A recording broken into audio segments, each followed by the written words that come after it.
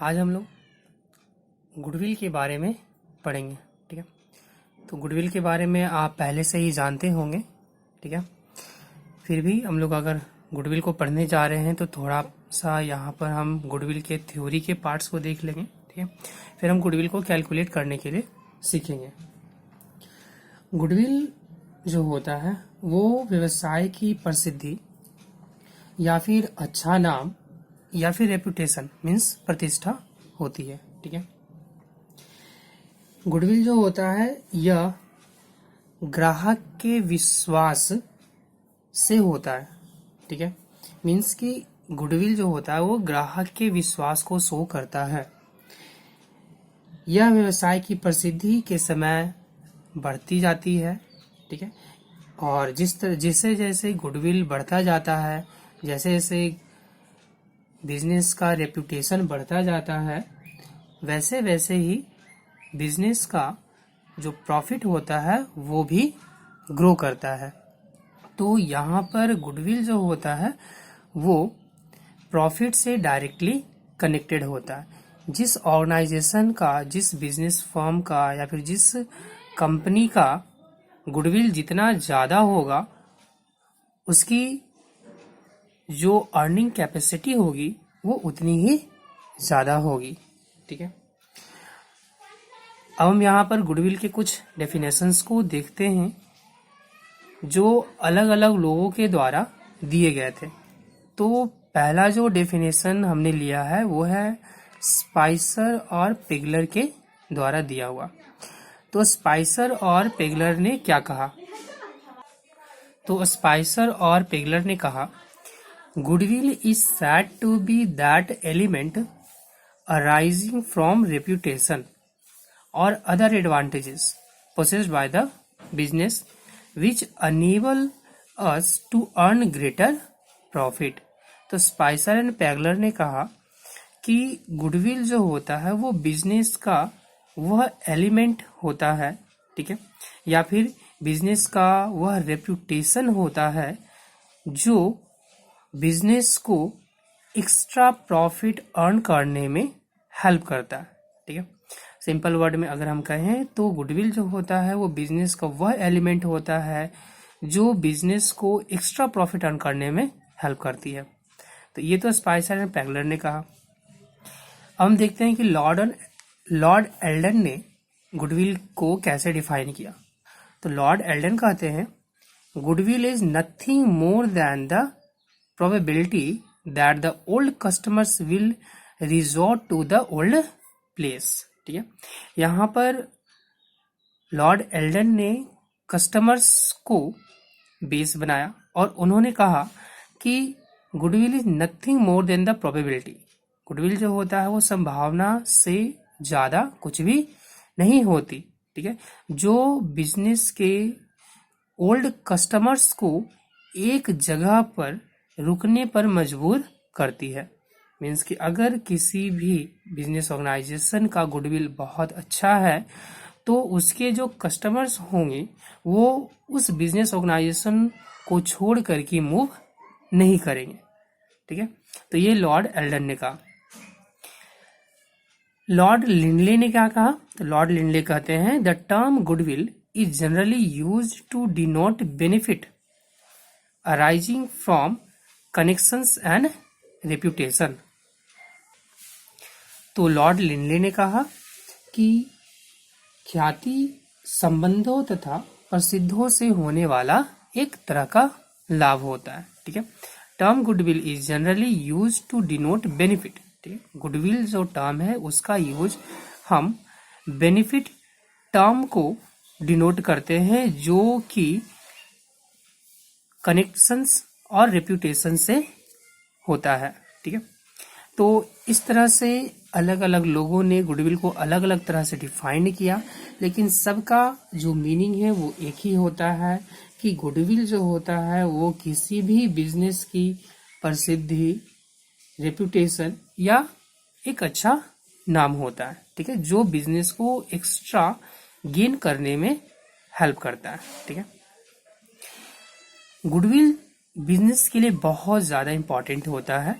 अगर उसके इम्पोर्टेंस को हमें जानना है तो यहाँ पर एक छोटे से 3 लाइन्स हैं, उससे हम समझते हैं कि गुडविल किसी बिजनेस के लिए कितना जो होता है वो कितना ज़्यादा जरूरी होता है। If capital is lost nothing is lost. ठीक है, कहता क्या, if capital is lost nothing is lost.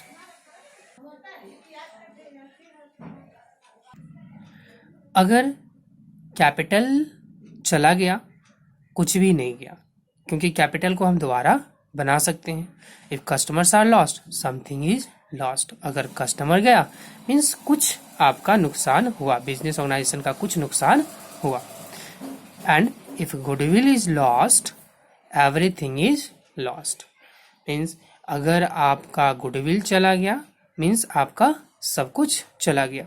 ठीक है, एक सिंपल सोसाइटी में जो सभ्य पुरुष होते हैं उनका अगर रेप्यूटेशन चला जाता है तो उनकी जिंदगी भर की कमाई चली जाती है। ठीक उसी तरह से अगर एक बिजनेस ऑर्गेनाइजेशन का अगर गुडविल चला जाता है तो वो बिजनेस ऑर्गेनाइजेशन ही खत्म हो जाती है। तो हम समझ सकते हैं कि गुडविल जो होता है वो किसी भी बिजनेस ऑर्गेनाइजेशन के लिए कितना ज़्यादा इम्पॉर्टेंट होता है, चाहे वह एक छोटा सा आपका ग्रॉसरी का शॉप ही क्यों ना हो या फिर एक बहुत बड़ी कंपनी ही क्यों ना हो।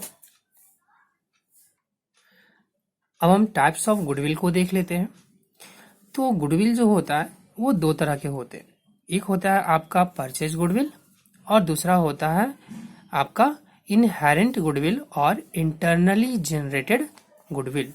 ठीक है, परचेज गुडविल क्या होता है, तो कहता है कि it comes around when a business concern is purchase for an amount above the fair value of separable acquired net assets. ठीक है, परचेज गुडविल का जन्म तब होता है जब एक बिजनेस ऑर्गेनाइजेशन, एक बिजनेस कंसर्न दूसरे बिजनेस कंसर्न को उसके नेट एसेट से ज्यादा वैल्यू पर खरीदता है। ठीक है, तो यहाँ पर purchase goodwill is equal to आपका बनेगा purchase price minus net assets. ठीक है, तो जब भी एक बिजनेस ऑर्गेनाइजेशन दूसरे बिजनेस ऑर्गेनाइजेशन को उस बिजनेस ऑर्गेनाइजेशन के नेट एसेट्स से ज्यादा वैल्यू पर खरीदता है, ठीक है, तो वहां पर जो एक्स्ट्रा अमाउंट पेड की जाती है नेट एसेट्स का, ठीक है, तो वहां पर जो एक्स्ट्रा अमाउंट होता है वो होता है आपका गुडविल का प्राइस। तो यहाँ पर परचेज गुडविल का जन्म हो गया। ठीक है, नेट एसेट्स आप जानते हैं, net assets is equal to होता है एसेट्स माइनस लायबिलिटी।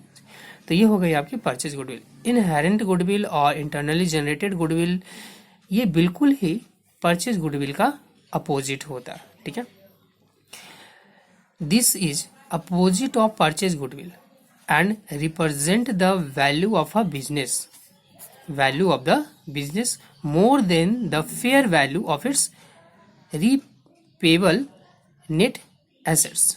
ठीक है, सॉरी यहाँ पर आपका सेपरेटेबल होगा,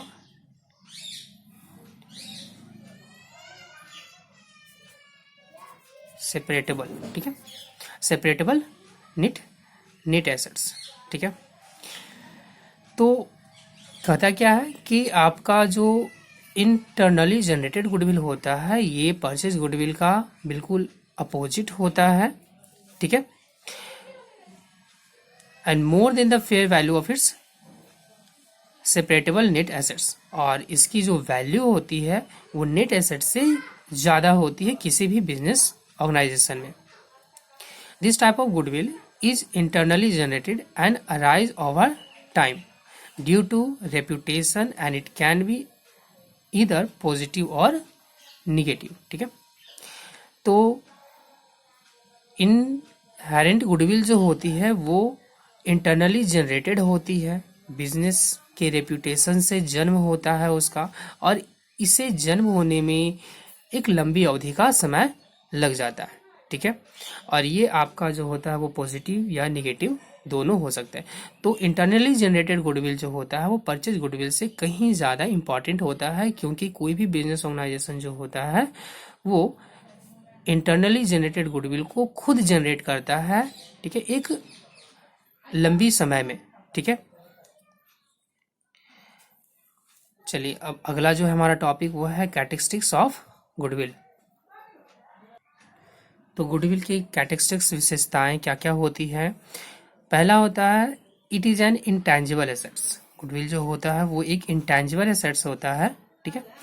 सो it can not be seen और touched but it presence can be felt.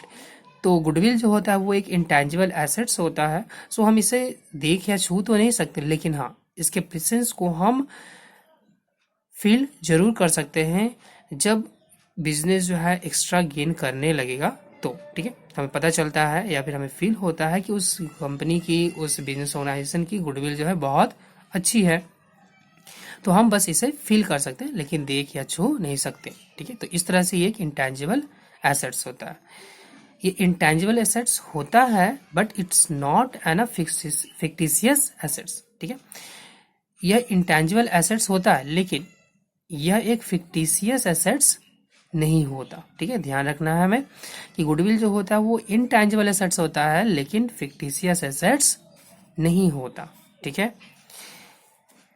It can not be sold solely as its can not be separated from the business. बिल्कुल हम goodwill को कभी भी बिजनेस से अलग नहीं कर सकते, ठीक है। अगर कोई बिजनेस ऑर्गेनाइजेशन है और उसका जो गुडविल है उस गुडविल को हम उससे अलग नहीं कर सकते, ठीक है। अगर हमें गुडविल को बेचना है तो हमें बिजनेस को साथ साथ बेचना होगा, और अगर हम बिजनेस को बेचते हैं तो उसके साथ साथ गुडविल भी जाता है, ठीक है। फिर है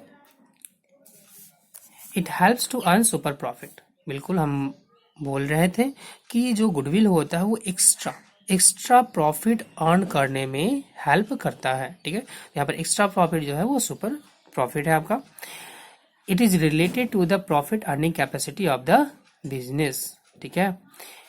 ये बात छिपी हुई नहीं है कि जो गुडविल होता है वो बिजनेस की अर्निंग कैपेसिटी को शो करता है, ठीक है। जो बिजनेस जितना ज्यादा अर्न करेगा मीन्स उस बिजनेस की गुडविल उतनी ज्यादा अच्छी होगी, और जो बिजनेस जितना कम अर्न करेगा उस बिजनेस की जो गुडविल होगी उतनी ज्यादा ही कम होगी, ठीक है। It has a fixed value so it can be sell और buy like any other assets, ठीक है।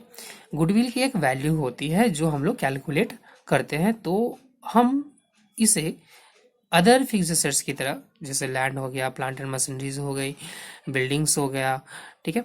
तो उन अदर फिक्स्ड एसेट्स की तरह गुडविल को भी बेचा या खरीदा जा सकता है, हाँ, लेकिन इसे हम सेपरेटली खरीद या बेच नहीं सकते। हम इसे बिजनेस के साथ ही खरीद सकते हैं या फिर बेच सकते हैं, ठीक है। लेकिन अदर जो फिक्स्ड एसेट्स होते हैं उन्हें बिजनेस से अलग करके बेचा जा सकता है लेकिन गुडविल को नहीं, ठीक है। तो ये हो गए कैरेक्टरिस्टिक्स और फीचर्स ऑफ गुडविल। फिर है नेचर ऑफ गुडविल। तो यहाँ पर 4 तरह के नेचर ऑफ गुडविल हैं। पहला है आपका कैट गुडविल, दूसरा dog goodwill, rat goodwill and rabbit goodwill, ठीक है। तो ये जो नेचर है ये कस्टमर के नेचर से ली गई है, ठीक है। पहला जो है हमारा वो है कैट गुडविल, ठीक है।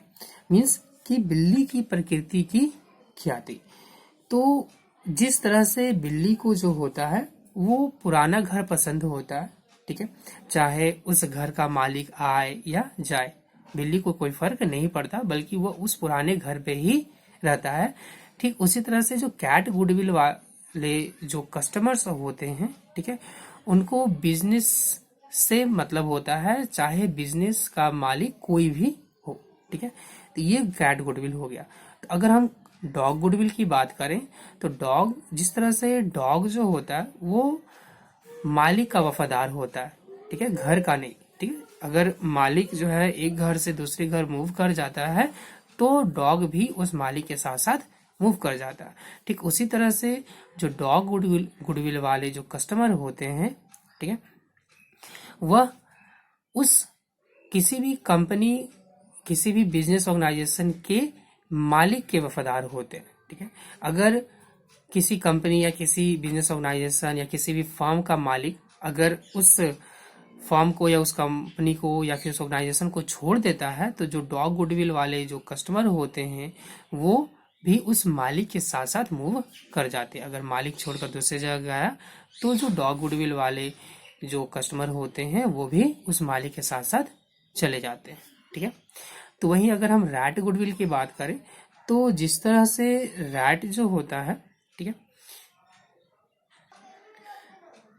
वो एक घर से दूसरे घर घूमते रहता है। ठीक है, वो कैट गुडविल और डॉग गुडविल से बिल्कुल अलग होता है।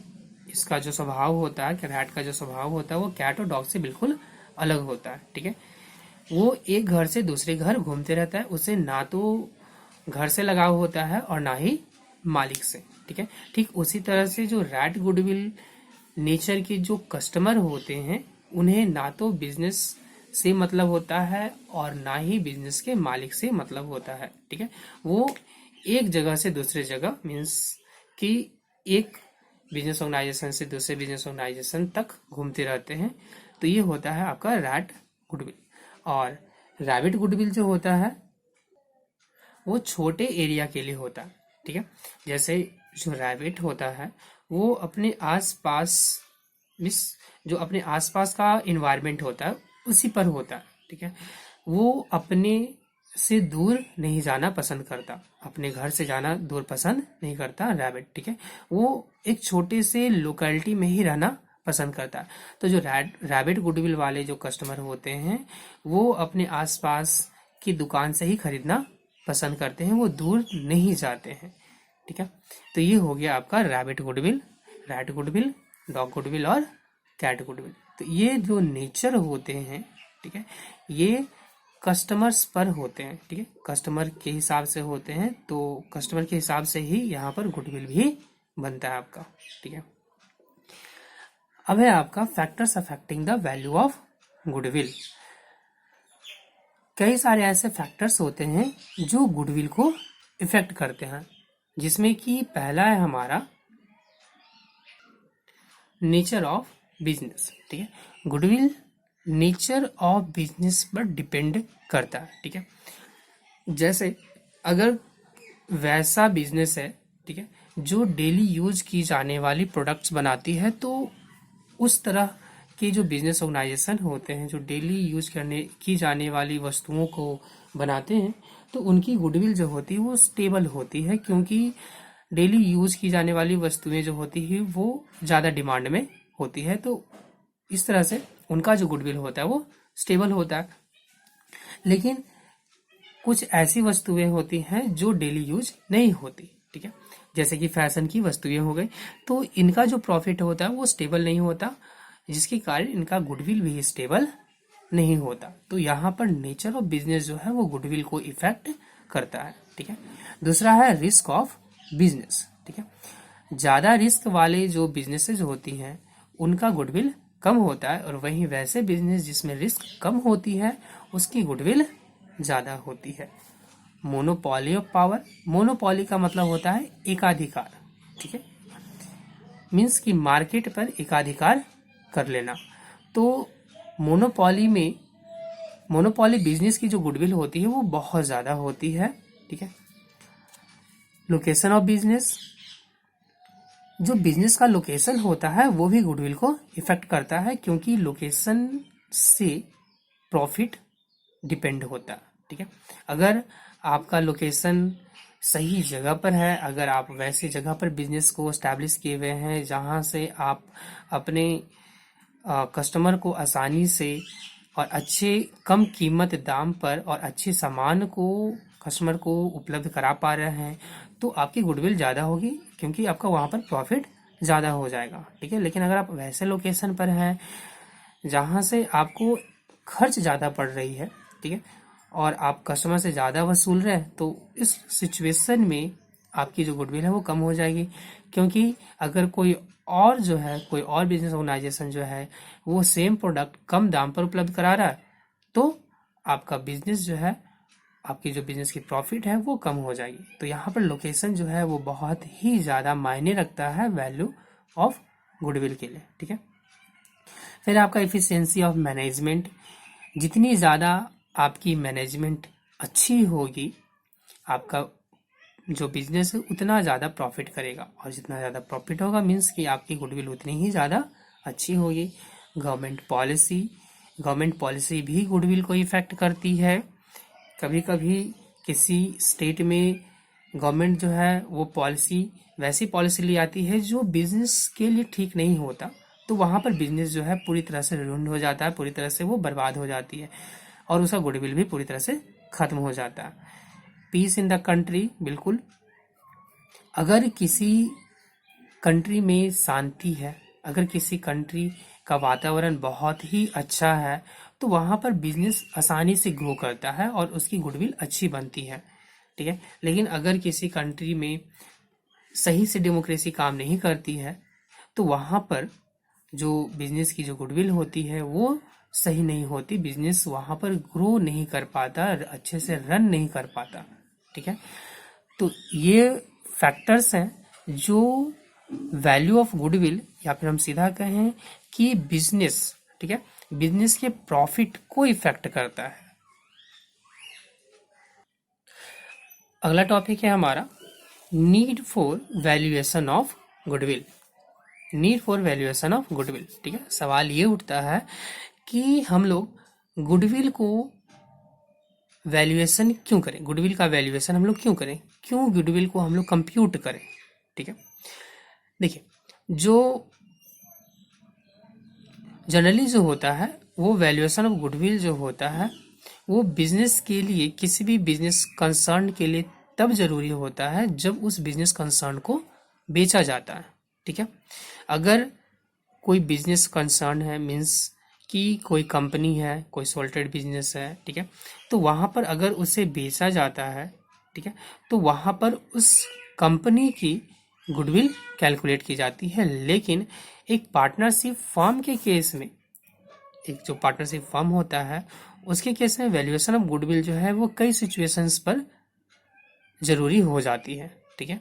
जैसे पहला जो है कि जब पार्टनरशिप फर्म का प्रॉफिट शेयरिंग रेशियो चेंज हो, ठीक है। अगर किसी पार्टनरशिप फर्म का प्रॉफिट शेयरिंग रेशियो चेंज हो रहा हो, जो पहले से पार्टनर है वो चाहते हैं कि हम अपने प्रॉफिट शेयरिंग रेशियो को, पुराने प्रॉफिट शेयरिंग रेशियो को चेंज करें, तो वहां पर गुडविल का वैल्यूएशन बहुत ज़्यादा जरूरी हो जाता है, ठीक। उसी तरह से एडमिशन ऑफ गुडविल, जब पहले से चल रहे पार्टनरशिप फर्म में एक नया पार्टनर आना चाहता है या फिर आता है, तो वहां पर फिर से गुडविल का वैल्यूएशन जरूरी होता है। फिर रिटायरमेंट ऑफ गुडविल और डेथ ऑफ गुडविल, मीन्स कि अगर किसी पार्टनरशिप फर्म से कोई पार्टनर रिटायर होना चाहता है, अलग होना चाहता है, क्विट करना चाहता है, या फिर अगर किसी पार्टनर की डेथ हो गई, तो वहां पर भी गुडविल का वैल्यूएशन किया जाना होता है, ठीक है। फिर है सेल ऑफ पार्टनरशिप फर्म, जिस तरह से एक कंपनी बिकती है तो वहां पर गुडविल का वैल्यूएशन जरूरी होता है, ठीक। उसी तरह से एक जब पार्टनरशिप फर्म को बेचा जाता है तो वहां पर भी गुडविल का वैल्यूएशन जरूरी हो जाता है। एंड लास्ट है आपका अमलगमेशन ऑफ टू और मोर देन टू फॉर्म्स, जब दो या दो से अधिक फॉर्म्स जो है अमलगमेट होते हैं, मीन्स उनका एकीकरण हो जाता है, तो वहां पर उस फॉर्म का, उन दोनों फॉर्म्स का गुडविल कैलकुलेट किया जाता है। तो ये कुछ सिचुएशंस थी पार्टनरशिप फॉर्म के केस में जहां पर गुडविल का वैल्यूएशन जरूरी हो जाता है, ठीक है। तो गुडविल के वैल्यूएशन के लिए कुछ मेथड्स को अपनाए जाते हैं, ठीक है, क्योंकि गुडविल का वैल्यूएशन जो होता है वो कई सारे मेथड से होता है, तो हर फॉर्म जो होता है वो अपना अलग अलग मेथड रखता है। अब ये कौन कौन से मेथड हैं जो फॉर्म जो है वो एक्वायर करता है गुडविल को वैल्यूएशन करने के लिए? तो तीन तरह के मेथड होते हैं। पहला है आपका सुपर प्रॉफिट मेथड, दूसरा है पहला है आपका एवरेज प्रॉफिट मेथड, दूसरा है आपका super profit method, and last है आपका कैपिटलाइजेशन मेथड, ठीक है। तीन मेथड है जिसके थ्रू कोई भी जो फॉर्म होता है वो अपने गुडविल को कैलकुलेट करता है। अब इनमें से कोई एक मेथड ही कोई भी फॉर्म जो है वो एक्वायर करता है, अपनाता है अपने बिजनेस के गुडविल को कैलकुलेट करने के लिए, ठीक है। पहला है आपका average profit method, super profit method दूसरा आपका, एंड तीसरा आपका कैपिटलाइजेशन मेथड। इसके अलावा एक एन्युटी मेथड होता है, ठीक है, जो हम प्रैक्टिकल क्वेश्चन बनाएंगे तो उसके बारे में जानेंगे, ठीक है। जो तीन है वो मेन होते हैं हमारे, average profit method, super profit method and capitalisation method, ठीक है। एवरेज प्रॉफिट मेथड ये दो तरह से होते हैं, मतलब एवरेज प्रॉफिट मेथड में हम गुडविल को दो तरह से कैलकुलेट करते हैं, एक simple average profit method and दूसरा weighted average profit method. Super profit method में भी होता है, ठीक है, simple super profit method and weighted super profit method, ठीक है। कैपिटलाइजेशन मेथड में भी दो मेथड होते हैं आपके, capitalisation of average profit and capitalisation of super profit method. तो ये मेथड्स हैं जिसके थ्रू कोई भी जो फॉर्म होती है वो गुडविल को कैलकुलेट करती है। तो एवरेज प्रॉफिट मेथड में पहला था हमारा सिंपल एवरेज प्रॉफिट मेथड, ठीक है। तो सिंपल एवरेज प्रॉफिट मेथड के थ्रू हम गुडविल को कैलकुलेट करने के लिए सबसे पहले स्टेप 1 में हम एवरेज प्रॉफिट कैलकुलेट करते हैं, ठीक है। तो एवरेज प्रॉफिट को कैलकुलेट करने के लिए हम लोग टोटल प्रॉफिट, जो टोटल प्रॉफिट होता है, ठीक है, 2 साल 3 साल 4 साल का, ठीक है, उसे हम ऐड करते हैं and then number of years, जो नंबर ऑफ ईयर्स होते हैं उससे हम डिवाइड करते हैं। अगर लॉस हो तो हम उसे सब्ट्रैक्ट करके नंबर ऑफ ईयर्स से डिवाइड करते हैं, ठीक है। एंड देन गुडविल का फॉर्मूला होता है हमारा average profit into number of years purchase. Number of years और नंबर ऑफ ईयर्स परचेज दोनों अलग अलग होती है, ठीक है। जब हम क्वेश्चन बनाएंगे तो धीरे धीरे ये बातें हमें क्लियर हो जाएंगी। याद रखना है नंबर ऑफ ईयर्स और नंबर ऑफ ईयर्स परचेज दोनों अलग होती है, ठीक है। गुडविल को कैलकुलेट करने के लिए आपको नंबर ऑफ ईयर्स परचेज अलग से दिया रहेगा, ध्यान रखना हमको नंबर ऑफ ईयर्स परचेज लगा होना चाहिए। तो यहाँ पर सिंपल एवरेज प्रॉफिट को कैलकुलेट करने के लिए क्वेश्चन लेते हैं, ठीक है। क्वेश्चन है आपका क्वेश्चन नंबर 3, कहता है the profit of the firm for the last 5 years, ठीक है, वर एज फॉलोज। पिछले 5 साल का प्रॉफिट यहाँ पर दिया हुआ है। 9-10 का 20,000, 10-11 का 24,000, 11-12 का 30,000, 12-13 का 25,000 एंड 13-14 का 18,000, ठीक है। ये 5 साल का प्रॉफिट हमें दिया हुआ है। फिर कह रहा है calculate the value of goodwill on the basis of 3 years purchase, ठीक है। ये हमारा नंबर ऑफ ईयर्स परचेज है और ये हमारे नंबर ऑफ ईयर्स है, ठीक है, ऑफ एवरेज प्रॉफिट। तो हमें एवरेज प्रॉफिट मेथड से इन 5 साल के बेस पर हमें गुडविल को कैलकुलेट करना है। आप क्वेश्चन को नोट कर सकते हैं, ठीक है, वीडियो रोक करके क्वेश्चन को नोट कर लीजिए। अब हम क्वेश्चन को सॉल्व करेंगे। तो क्वेश्चन को सॉल्व करने के लिए पहले हमें एवरेज प्रॉफिट को कैलकुलेट करना है। तो average profit is equal to होगा एवरेज प्रॉफिट, ठीक है। तो average profit is equal to होता है टोटल प्रॉफिट, ठीक है। तो 5 साल का प्रॉफिट दिया हुआ था, तो उन 5 साल का टोटल प्रॉफिट हम लेंगे। तो फर्स्ट ईयर का प्रॉफिट था आपका 20,000, फिर प्लस 24,000 सेकेंड ईयर का प्रॉफिट था हमारा, फिर प्लस 30,000 ये थर्ड ईयर का प्रॉफिट था, फिर 25,000 एंड लास्ट था हमारा 18,000, ठीक है। अगर कहीं पर लॉस होता तो हम उसे ब्रैकेट के अंदर डालते हैं और उसे हम सब्ट्रैक्ट कर लेते हैं, ठीक है, divided by number of years. Number of years कितने थे? 5, ठीक है। अब कभी कभी होता है कि अगर लॉस दिया रहता है तो कुछ बच्चे जो होते हैं ना उस ईयर को गिनते ही नहीं है। नहीं, लॉस हो या प्रॉफिट हमें यहाँ पर 5 ही लिखने होते। अगर बीच में यहाँ पर 24,000 सपोज कि ये लॉस होता तो अब भी हम यहाँ पर 5 ही लिखते, 4 नहीं लिखते, ठीक है। तो average profit is equal to हो जाएगा आपका टोटल प्रॉफिट होगा आपका, पहले हम टोटल प्रॉफिट को कैलकुलेट कर लेंगे। तो 20,000 प्लस 24,000, 30,000, 25,000 एंड 18,000, ये हो जाएगा आपका 1,17,000 डिवाइडेड बाई 5। हम इसे 5 से डिवाइड कर लेते हैं, डिवाइडेड बाई 5, तो ये आएगा आपका 23,400। तो एवरेज प्रॉफिट निकल कर आ गया हमारा 23,400। अब हम गुडविल कैलकुलेट करेंगे। तो गुडविल इज इक्वल टू होगा एवरेज प्रॉफिट, ठीक है, एवरेज प्रॉफिट। तो एवरेज प्रॉफिट कितना है? 23,400 into number of years purchase. तो क्वेश्चन में नंबर ऑफ ईयर परचेज जो थे वो 3 ईयर्स था, मीन्स 3। तो यहाँ से हम 3 से इसको मल्टीप्लाई कर देंगे। 23,400 इंटू 3 आपका हो जाएगा 70,200, ठीक है। तो यहाँ पर ये हमारा गुडविल निकल करके आ गया। तो सिंपल एवरेज प्रॉफिट से बहुत ही आसानी से जो है गुडविल को कैलकुलेट किया जा सकता है। क्वेश्चन में थोड़ा सा वेरिएशन होगा आपका, ठीक है। यहाँ पर देखिए ये जो क्वेश्चन है, ठीक है, करा the firm of the profit of a firm for the last 3 years as follow. इसमें थोड़ा सा अलग अलग तरह से प्रॉफिट आपको दे रहा है। कह रहा है कि 2012 का 40,000 था, ये अलग क्वेश्चन है, ठीक है। इसमें कह रहा है कि आपको 2012 का 40,000 क्वेश्चन था, इसमें आपका इंक्लूडिंग एबनॉर्मल गेन है। तो जब भी आपको क्वेश्चन में प्रॉफिट के साथ एबनॉर्मल गेन, ठीक है, या फिर एबनॉर्मल लॉस दे, ठीक है, तो वहां पर ध्यान देना है कि जो भी एबनॉर्मल गेन होंगे उसे सब्ट्रैक्ट करेंगे और जो एबनॉर्मल लॉस होंगे उसे हम लोग ऐड करेंगे, ठीक है।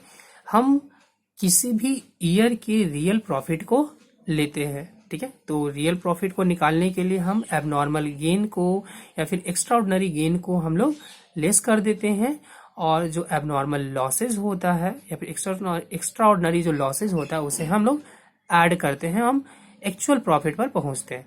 उसके बाद जो एक्चुअल प्रॉफिट निकल कर आता है उसे हम ऐड करके एवरेज प्रॉफिट निकाल लेते हैं, ठीक है। आई होप कि इस तरह का क्वेश्चन होगा तो आप लोग से बनेगा, ठीक है। और सेकेंड था हमारा वेटेड एवरेज प्रॉफिट मेथड। तो हम अभी वेटेड एवरेज प्रॉफिट मेथड को पढ़ेंगे। तो ये हमारा वेटेड एवरेज प्रॉफिट मेथड का फॉर्मूला है, आप इसे चाहे तो लिख सकते हैं, ठीक है। तो वेटेड एवरेज प्रॉफिट मेथड में सबसे पहले हमें वेटेड एवरेज प्रॉफिट निकालना होता है, ठीक है। स्टेप 1 में हमें वेटेड एवरेज प्रॉफिट निकालना होता है। तो वेटेड एवरेज प्रॉफिट को निकालने के लिए हम टोटल ऑफ प्रोडक्ट्स को टोटल वेट से डिवाइड देते हैं, ठीक है। टोटल ऑफ प्रोडक्ट को टोटल वेट से हम अभी डिवाइड देते हैं, तो हमारा वेटेड एवरेज प्रॉफिट निकल कर आता है, ठीक है। एंड उसके बाद हम गुडविल को कैलकुलेट करते हैं। टोटल जो हमारा वेटेड एवरेज प्रॉफिट आता है उसे हम नंबर ऑफ ईयर परचेज से मल्टीप्लाई कर देते हैं। ये जो क्वेश्चन है सिंपल एवरेज प्रॉफिट मेथड से थोड़ा सा अलग है, ठीक है। इसमें आपको वेट दिया रहेगा, प्रॉफिट दिया रहेगा, आपको प्रोडक्ट निकालना होगा एंड देन उसे टोटल करना होगा। अभी हम क्वेश्चन को बनाएंगे, प्रैक्टिकल प्रॉब्लम लेंगे, उससे हम समझेंगे कि कैसे इन फॉर्मूला को अप्लाई करके गुडविल को कैलकुलेट करना चाहिए, ठीक है। ओके, तो यहाँ पर हमारा क्वेश्चन है, कहता है the profit of the firm for last 5 years as follows. पिछले 5 साल का प्रॉफिट हमारे पास यहाँ क्वेश्चन में दिया हुआ है। 9-10 का 20,000, 10-11 का 24,000, 11-12, 13-14 का 18,000, ठीक है। कह रहा है calculate the value of goodwill. हमें value of goodwill means goodwill को कैलकुलेट करने के लिए बोला गया है on the basis of 3 years purchase. तो नंबर ऑफ ईयर्स परचेज जो है यहाँ पर आपका क्वेश्चन में है 3 years परचेज दिया हुआ है, और वेटेड एवरेज। साथ ही हमें ये मेथड को भी बोल रहा है कि कौन सा मेथड हमें अपनाना है, वेटेड एवरेज प्रॉफिट मेथड को अपनाना है, ठीक है, ऑन वेट्स। और हमें यहाँ पर वेट्स दिया हुआ है 1, 2, 3, 4, 5 मीन्स पहले साल का वेट 1 होगा, सेकेंड साल का वेट 2 होगा, थर्ड साल का वेट 3 होगा, फोर्थ साल का वेट 4 होगा एंड 5 साल का वेट, 5th साल का जो वेट होगा वो 5 होगा respectively. To the profit of 9, 10, 11, 12, 12, 13, 13, 14, 12, 11, 12, 12, 13 and 13, 14, ठीक है। तो अभी हम इस क्वेश्चन को सॉल्व करते हैं। तो क्वेश्चन को सॉल्व करने के लिए थोड़ा सा हमें केयरफुल होना होता है। इसमें हम यहाँ पर ईयर ले लेते हैं, ठीक है। यहाँ पर आपका प्रॉफिट हो गया, ये आपका वेट हो गया एंड यहाँ पर आपका प्रोडक्ट हो गया, ठीक है। क्वेश्चन को जिस तरह से सॉल्व कर रहे हैं कोशिश कीजिए कि हम उसी तरह से सॉल्व करें, ठीक है। तो फर्स्ट ईयर 9-10 था आपका, 2009, 10, 10, 11, 11, 12, 12, 13 एंड 13, 14। तो ये 5 साल थे हमारे। इन 5 साल का प्रॉफिट जो था वो था आपका 20,000, 24,000, 30,000, 25,000 एंड 18,000, ठीक है। और हमारे वेट थे 1, 2 3 4 5, ठीक है। तो ये टोटल हो जाएंगे आपके, यहाँ पर टोटल कर लेते हैं इसका। टोटल हो गया आपके 15। टोटल वेट्स कितने हुए? 15। टोटल वेट्स 50 निकल कर आ गया। अब हम प्रोडक्ट लिखते हैं, तो प्रोडक्ट को लिखने के लिए हमें प्रॉफिट और वेट को मल्टीप्लाई कर देना है, ठीक है। प्रोडक्ट निकालने के लिए हमें प्रॉफिट और वेट को मल्टीप्लाई कर देना है। तो 20 इंटू 1 प्रोडक्ट हो जाएगा आपका 20,000। फिर यहाँ पर 24 इंटू 2 यहाँ पर प्रोडक्ट हो जाएगा आपका 48,000। 30 into 3 90,000। 25 into 4 1 lakh. And 18 into 5 90,000, ठीक है। अब हम इन सब का टोटल कर लेते हैं, तो आपका टोटल प्रोडक्ट निकल कर आ जाएगा। तो टोटल करना है यहाँ पर 20,000, 48,000, 90,000, 1 लाख एंड 90,000। टोटल हो गए 3,48,000, ठीक है। तो यहाँ पर जो है टोटल प्रोडक्ट 3,48,000 एंड टोटल जो वेट है वो 15 आ चुका है। अब हम वेटेड एवरेज प्रॉफिट को निकाल सकते हैं। तो weighted average profit is equal to हो जाएगा 3,48,000।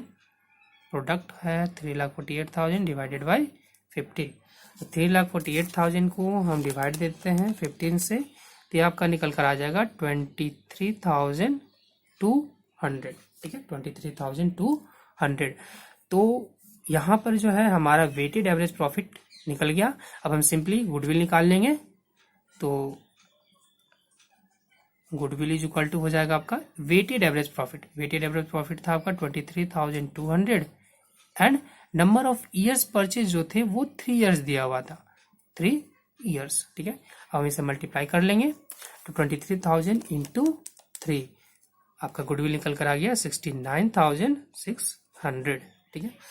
तो इस तरह से सिंपल एवरेज प्रॉफिट मेथड और वेटेड एवरेज प्रॉफिट मेथड के थ्रू क्वेश्चन को बनाया जा सकता है, ठीक है।